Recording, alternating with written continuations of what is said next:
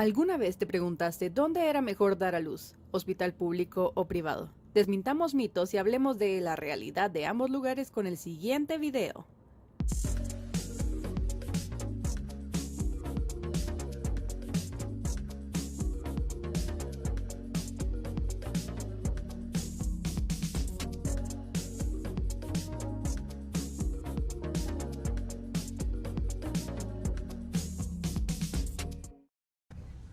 Bueno, aquí tenemos el video de una mamá que nos cuenta la experiencia que tuvo pues en un hospital privado, es con su segundo hijo.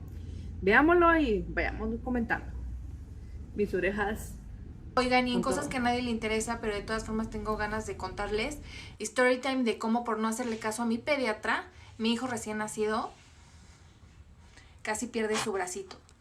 Bueno, pues para ponerlos en contexto, él era mi segundo hijo, yo ya había tenido un niño también, en un hospital público. Y no es que tenga nada de malo un hospital público, solamente que yo quería la comodidad de que entraran mis familiares, de tener mi propia recámara, mi propio baño, ¿no? Porque a veces puede ser incómodo. Y de hecho luego aprendí que un hospital público es donde más experiencia tienen. En este caso era un hospital especializado para... De hecho, esto que menciona ella es totalmente cierto. El hospital público lo que menos vas a tener es un espacio personal. Lamentablemente, más en Latinoamérica, estamos tan hacinados que no hay espacio para estar pensando en habitaciones privadas. A veces hasta con suerte de camillas. Y sí, este sería un contra de los hospitales públicos. Sigamos viendo.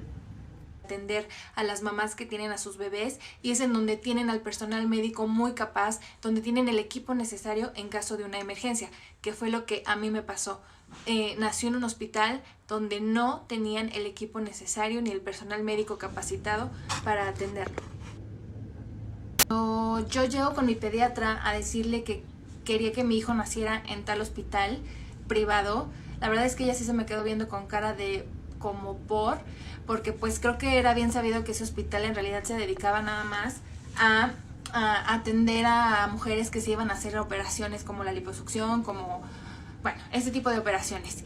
Pero... Segunda alarma roja, detengamos el video, pues aquí es muy importante mencionar lo que dijo la pediatra. Desde el momento en que ella dijo ese hospital, la pediatra fue muy claro en que tendría que trasladarlo, pero ella pensó en las complicaciones más allá, digamos, si tuviera que necesitar un intensivo. No pensamos en las cosas tan básicas como el personal de enfermería. Atender a un recién nacido no es igual que un adulto, y menos si es un hospital, como ella refiere, que es donde van mujeres solo a arreglarse cosas físicas. Entonces, no unas venas de un adulto que son tan grandes, y aún así hay casos que cuesta que canalicen, se pueden comparar a las venas de un recién nacido. Es una gran alarma. Si el hospital les salía más barato y hay personas que ya habían tenido bebés ahí, es por lo mismo que los partos generalmente en la mayoría de los casos no se complican, gracias a Dios, pero sí hay un porcentaje que sí se puede complicar, y a este porcentaje es el que no te quieres arriesgar a que tu bebé nazca en un lugar donde no hay ni siquiera oxígeno para poder atenderlo correctamente o reanimarlo adecuadamente. Podemos empezar a pensar que este bebé pues pudo haber necesitado una reanimación con un ambú.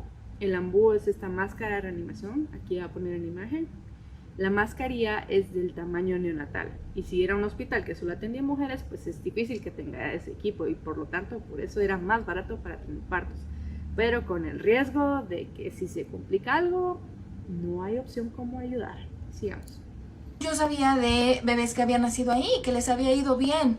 Y yo por necia, la verdad es por necia, yo quise ahí porque no era tan caro, porque la verdad es carísimo un hospital privado para tener bebés, bueno, y para todo. Entonces yo por necia le dije que ahí. Yo tengo acá. De hecho, sí tiene mucho que ver. Que no tenga líquido una mujer embarazada es un signo de alarma de que el bebé puede tener muchas complicaciones al nacer. No sé mucho de ginecobstetricia porque no es especialidad, pero no tener líquido o tener muy poco líquido es una indicación de cesárea de emergencia para sacar de una vez al bebé, porque se puede hasta asfixiar ahí. Entonces, no es que tenga, sí tiene que ver, y no es que no tenga que ver, es muy importante, y este es un dato que ya desde ahí había que tener atención de que el bebé iba a nacer en un hospital donde no había el insumo, el material y el equipo para atender adecuadamente su nacimiento. ¿Sigamos? No, está bien, solamente te voy a decir que en caso de que hubiera una emergencia con tu bebé, pues lo voy a tener que trasladar por medio de helicóptero o ambulancia, no sé, a uno donde pues sí tenga todo el equipo y eso pues va a resultar peor, ¿no? Y yo de necia dije, no importa, quiero que nazca ahí. Llega el día, nace mi bebé nació por medio de cesárea a las 37 semanas porque a mí ya se me estaba, de hecho ya no tenía líquido, pero bueno, esa es otra historia que no tiene nada que ver. Al final lo sacaron bien y antes de entregármelo, de hecho nunca me lo entregó, nada más me dejó verlo y me dijo, ¿sabes qué? Le escucho un ruido raro, entonces mejor me lo voy a llevar a USIN, que es Unidad de Cuidados Intensivos Neonatales, creo, pues nada más para que lo revisen y si tiene líquido en los pulmones, pues después no haya problemas, porque a mi otro hijo, por eso pues después le dio neumonía y bueno. Segundo, volvamos a detener. A los bebés no les da neumonía por tener líquidos en los pulmones. Vamos a aclarar esto un poquito. Antes, cuando los bebés están dentro del útero, los pulmones no se expanden, no funcionan, no están trabajando, están llenos de líquido. El que da todo el oxígeno y el que intercambia todo esto es el cordón umbilical. Al momento que el bebé nace, se clampea el cordón umbilical, ya los pulmones hacen un cambio de presión por todo lo que está pasando por el llanto del bebé y a la exposición al medio ambiente, que esto absorbe el líquido que estaba en el pulmón y hace que los pulmones por primera vez se expandan y empiecen a trabajar. Si su otro bebé pues le pasó que tuvo neumonía, no es que por el líquido ella tiene neumonía, probablemente ella tuvo una infección durante su embarazo que pudo haberse pasado al bebé y esto es lo que causa una neumonía neonatal. Así es como es, por infección, no es porque tenga líquido, eso es muy diferente. Ya si hablamos de surfactante y otras cosas que no las voy a complicar, es más en prematuros, pero no, aquí es infección. Sigamos. Se lo llevan y el punto nada más iba a estar unas horas para que le escucharan y para que le sacaran ese fluido y pues nada más. Entonces se lo llevaron como a la 1 de la tarde y lo metieron en esa capsulita que vieron en la primera imagen y ahí estuvo toda la noche. Bueno, les voy a explicar qué es esa capsulita que ella menciona. Esto se llama cámara cefálica. La cámara cefálica es para colocar al bebé y darle oxígeno. Probablemente su bebé pues tuvo una dificultad para respirar y por eso requirió el oxígeno. Ese ruidito que ella menciona, pues nosotros lo llamamos popularmente como quejido. Y cuando es quejido es que el bebé se está esforzando para respirar. Entonces necesitamos pues colocarle oxígeno, ayudarlo, y si el quejido y la dificultad es muy severa, pues ya necesita un ingreso intensivo y hasta una ventilación con un tubito en la boca para ayudarlo a respirar.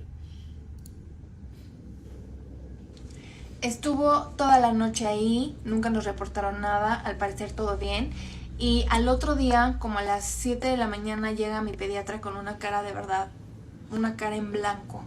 Y llega y me dice, no sé cómo decirte esto. No, bueno, ahí cuando me dijo eso se me cayó el mundo y me dijo, lo que pasa que la persona enfermera o enfermero, creo que era enfermero, que estuvo al cuidado de tu bebé toda la noche, pues no tuvo el cuidado, no sé qué pasó. Y a la hora de canalizarlo, o sea, no le metió la aguja donde debía, o sea, la vena, se lo metió al bracito directamente. Y así lo dejó toda la noche. Cuando la pediatra llega en la mañana a revisar a mi bebé, pues se encuentra que el bebé tenía un brazo gigante con todo el líquido que se le había Aquí filtrado. vamos otra vez, aclarando. Cuando dice que no se la metió donde era y que se la metió en el brazo, yo creo que más pasó lo siguiente, lo estoy diciendo con especulaciones, pero es lo más común que pasara. No creo que un enfermero... No tendría que saber nada para que un enfermero le pase esto, así absolutamente nada. La enfermería cuando canaliza o cuando toca, pues a nosotros canalizaron, que los expertos de enfermería, ellos ven que tenga retorno la vía cuando están canalizando. ¿Qué quiere decir que tiene retorno? Que la vía está en la vena. Lo difícil de los recién nacidos es que si es un personal que no está acostumbrado a canalizar recién nacidos, los recién nacidos si los canalizan en los pliegues, se descanalizan, se mueven, se sale de ese lugar y ahí es cuando empieza el problema y se fuga a otro espacio el suero que se le está pasando. Probablemente esto pasó con su bebé que estaba canalizado correctamente al inicio, pero él se movió y la vía ya no estaba bien y siguió pasando el suero y esto fue lo que causó que nadie se percatara. Esto es una alarma roja también porque siempre tiene que estarse haciendo chequeos constantes de los bebés cuando tienen un problema. Este bebé tuvo que haber sido ingresado en el hospital, le tuvieron que acordar un montón a la mamá, imagino, porque tuvo oxígeno, tuvo suero. Me sorprende que nadie haya revisado en tantas horas al recién nacido y no darse cuenta que se estaba aumentando, hinchando el bracito, porque yo he visto muchos casos de esto, créanme que es bastante frecuente, pero no que lleguen a este punto. Pasa mucho porque, como les comento, los recién nacidos pues se descanalizan, ellos se mueven bastantes, hay personal que no está bien entrenado y canaliza pliegues cuando es mejor que estén en manitas, pies, que es más sencillo, y hay que inmovilizarlo hasta con una férula como si fuera una mini fracturita para proteger la canalización y evitar que ésta se mueva del lugar. Estas son muchas cosas que un personal capacitado sabe, y se las estoy diciendo porque en ese hospital, que desde el inicio está claro que no era para tener bebés. Sigamos viendo. Pues obviamente mi pediatra reaccionó, pues ya ahí le quitó y le revisó el brazo, y ya cuando llegó a vernos, esa es la parte más difícil, porque la verdad es que me dijo, tengo que ser sincera, o sea, hay 3 posibilidades. Una, y la más horrible, es de que pierda el bracito. 2, que lo tengamos que operar para pues quitarle todo lo que se le había quedado. Y la más, pues la que sonaba mejor, pero era muy difícil, era de que solamente el cuerpo solito absorbiera. Afortunadamente no fue medicamento lo que se le infiltró, porque pues si no, yo creo que ahí hasta se pudo haber muerto. Nada más se infiltró pues la solución, pero de todas formas él ya tenía los dedos y la mano blancas. O sea, toda la noche la sangre no fluyó, y bueno, era o el brazo o la mano o deditos, pero era muy probable que perdiera algo. Imagínense. Bueno, aquí otra vez pues vemos que está comentando la complicación. Que digo esto, la pediatra fue muy puntual a decir las 3 posibilidades. La tercera es cuando ya el miembro está negro. Ustedes me imagino que más de alguna vez han visto esto, que se tornan negras los pies, más en los diabéticos. Aquí, ¿qué pasa? Pues ya el tejido ya está muerto, no es recuperable y se tiene que amputar antes de que esto siga progresando y pues tome más partes del miembro que está afectado.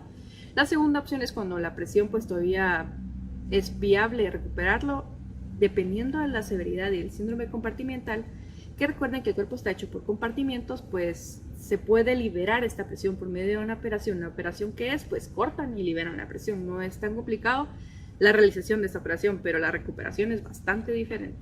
Y la tercera, pues que es la que más frecuente que he visto, porque estos casos, crean o no, pues pasan, pero no con tanto tiempo que haya visto. Yo generalmente solo veo que se ponen rojito.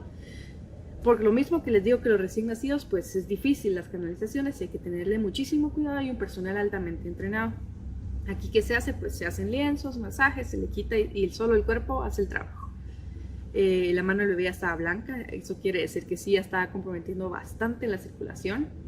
Gracias a Dios, por lo visto ella no describe que estaba negra con necrosis o algo así o parecido, pero veamos cómo sigue la historia. La pediatra automáticamente fue corriendo a la administración del hospital a decirles del error que habían cometido, de la negligencia que habían cometido. Y ahí es donde les digo, porque por no hacerle caso, la persona que estaba cuidando a mi bebé no era un enfermero pediátrico, no tenía idea, creo que de lo que estaba haciendo. Ni siquiera creo que era un enfermero real, porque un enfermero real sabría dónde poner el catéter, ¿no? Entonces mi pediatra fue a decirle al hospital, ¿sabes qué? Voy a traer un ortopediatra, Detengo otra vez. Un enfermero real no sabría dónde poner el catéter. Sí, esa es una afirmación correcta. Un enfermero real sabe canalizar. Y los signos de cuando una vía no está en su lugar, al menos con el personal que yo he trabajado y que yo he visto, lo identifican casi inmediatamente. Entonces esto sí es un signo de alarma de claramente que el lugar no era el adecuado, pero sigamos viendo qué más. Especialistas y todo va a correr a tu cuenta hospital porque pues la regaste. A mí no me interesaba eso, yo necesitaba escuchar que mi bebé iba a salvar su brazo, sus dedos. O sea, imagínense, tenía unas horas de nacido, ya le iba a cambiar la vida por una negligencia y aparte por una necedad mía de no tenerlo en un hospital con el personal adecuado. Y entonces pues esa carga yo la iba a tener pues tal vez siempre, ¿no? Por no hacer caso de llevarlo a otro tipo de hospital. Y bueno, las horas que seguían eran de observación. Obviamente fueron las horas de las más terribles que he vivido, porque pues llegó el el ortopediatra a revisarlo. Nosotros no sabíamos así como tal qué estaba pasando porque todos estaban adentro con el bebé. Aquí me detengo. Este es un punto muy importante, el plan educacional. Aquí es, bueno, hablo como experiencia, como lo que yo haría como pediatra, si fuera sido su pediatra. el plan educacional. Explicarle a los papás qué está pasando, qué estás haciendo, qué estás interviniendo es vital, porque es su hijo. Entonces yo, de mi parte, al menos por mí, es muy importante explicarles en todo momento, estar viendo qué sucede con el bebé. Y ya como me describe el caso, no puedo creer que no salieran ni una vez a explicarle, pero bueno, sigamos. Después de unas horas, y estoy hablando de verdad horas que fueron angustiantes, salió la pediatra con el ortopediatra a explicarnos que empezaron a tratar de movilizarle los dedos y que afortunadamente el cuerpo estaba absorbiendo la solución, que se iba a salvar sus dedos y pues iba a poder estar normal, o sea, iba a ser un bebé normal. Pero la verdad es que fue muy lamentable. Yo sé que todos preguntan que si demandé al hospital, que si demandé al enfermero. Yo nunca le vi la cara, obviamente, de esa persona. Pero bueno, la respuesta es no demandé al hospital, no demandé a la persona. Yo sé que muchos van a decir que decepcionante y yo tenía todo el derecho, pero no sé, ustedes las que son mamás o los que no tampoco, o sea, no son mamás y papás, pero entenderán que a mí lo que me urgía era irme cuando a los 2 días, porque todavía se estuvo 2 días, obviamente en observación, me lo dieron. En el momento que me dieron, yo salí corriendo con mi bebé, me subí al carro y no quise saber más. Qué triste, porque aparte soy abogada y tenía que haber demandado. No me quise meter en eso. En ese momento yo tenía la cesárea, las hormonas, y yo estaba muy feliz de tener a mi bebé en brazos.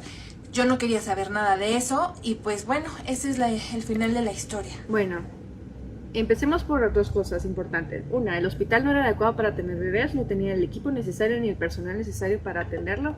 Ella ahí tiene toda la razón en el momento de decir que pues también era parte de su responsabilidad la situación en la que estaba el bebé.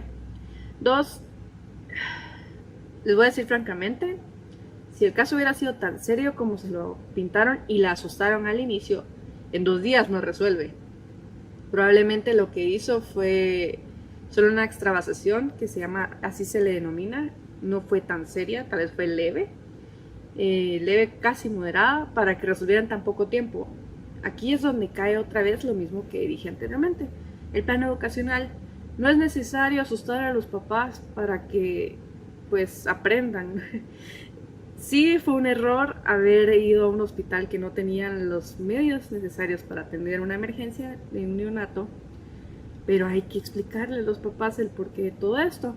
Si la mami de este video pues llega a ver este video, yo espero haberle ayudado o aclarado todas sus dudas de lo que le pasó.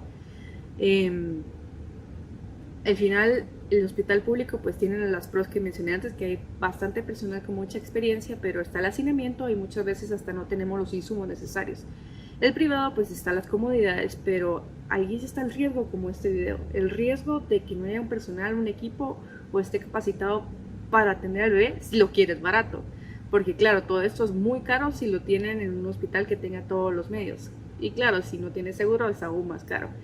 Entonces, en mi opinión personal, las 2 opciones son viables, solo que hay que saber ver bien las posibilidades de cada familia para poder sustentar y pagar estas, porque lo que vemos al final y lo que se afecta al final es la vida del bebé. Entonces, eso es todo. Soy la doctora Silverana, espero que les haya gustado este video. Me pueden dejar comentarios, síganme en mis distintas redes sociales y los veo en el siguiente video.